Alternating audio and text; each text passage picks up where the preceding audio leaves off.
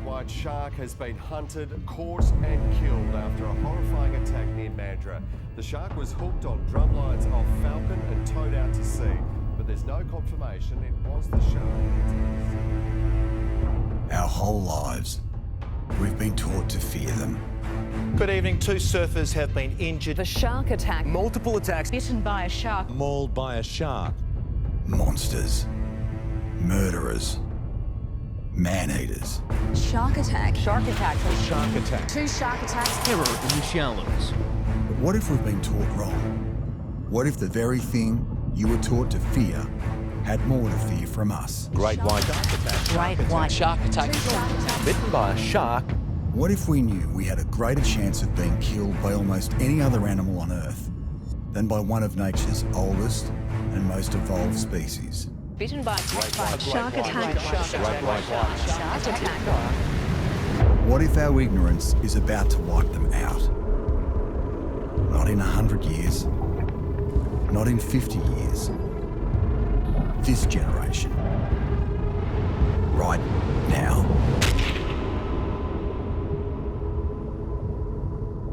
They can't speak for themselves, so we must be their envoy.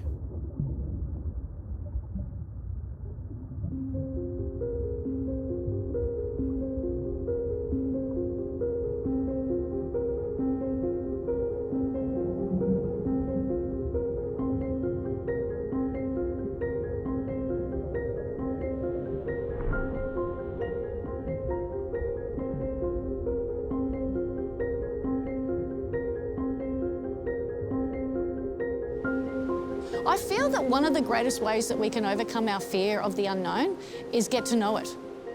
One of the greatest ways I've been able to reduce my fear of sharks is swimming with them. Getting to understand their gentle, curious nature it was one of the most beautiful things I ever had to do, was just actually sit underneath a bull shark and watch it gracefully glide around over the top of me. It was just so beautiful. I never, ever have experienced a fear of a shark since then.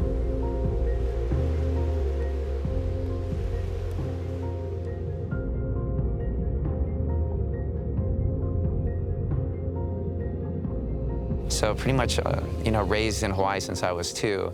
I'd seen him a lot as a kid, spearfishing, and I still was really, really kind of afraid of him.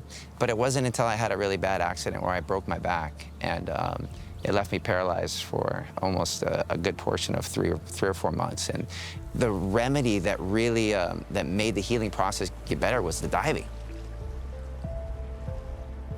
And so now I was getting engaged in diving like almost every day, trying to get my back to normal. And the interactions with sharks were a little bit more consistent, and they were far, far, far from what I was told, what I saw on TV, and they were more scared of me than I was of it. And that kind of like created this passion and desire to want to learn more. It's that fear of the unknown, for most people. And then you have other people trying to fill in the gaps with that lack of information.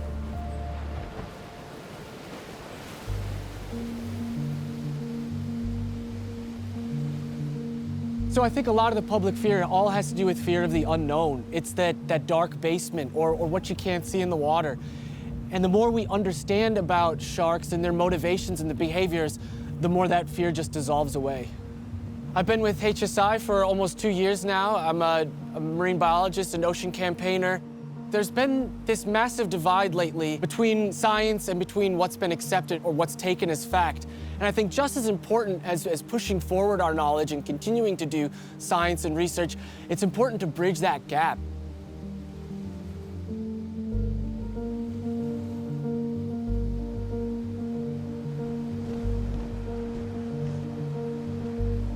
There's something about, when you're 20 metres underwater and you're sitting there with the sharks, they come past you and their eye swivels round and definitely looks at you. There's that awareness there. And it's so calming and quite lovely.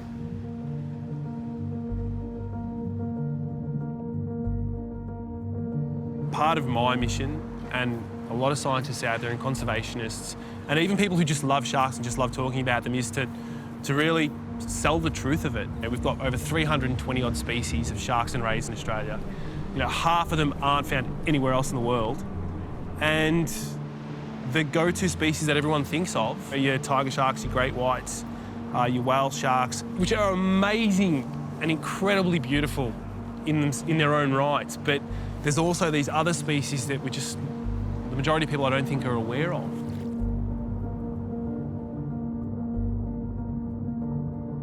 I grew up in the ocean and I got to see sharks for what they naturally were, which is absolutely beautiful and fascinating. And as I grew up, I realized how important they were.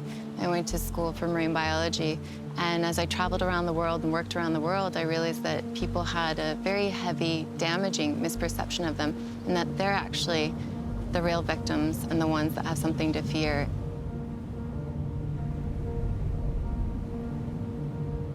I think for a very long time, people didn't know very much about sharks, so it was very easy to be afraid of them. You're afraid naturally of something that you don't know.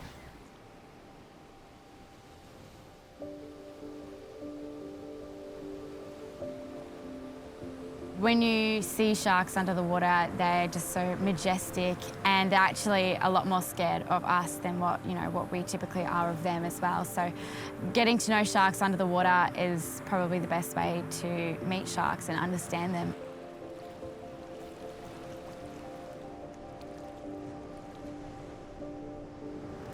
There was this moment when I was about 15 years old and I was diving with two really big tiger sharks. And it was just amazing. It was late in the afternoon, the light was beautiful, and then suddenly they disappeared. So this is anticipation, and all of a sudden, out of the corner, this great hammerhead swims through the middle of the water column, and its head was as wide as I was tall, and at first I thought it was a whale, it was that big. And this creature, this massive creature that I had been kind of taught by society my entire life to be scared of, just passed through and didn't even pay attention to me, and it was one of the greatest things I had ever seen in my entire life.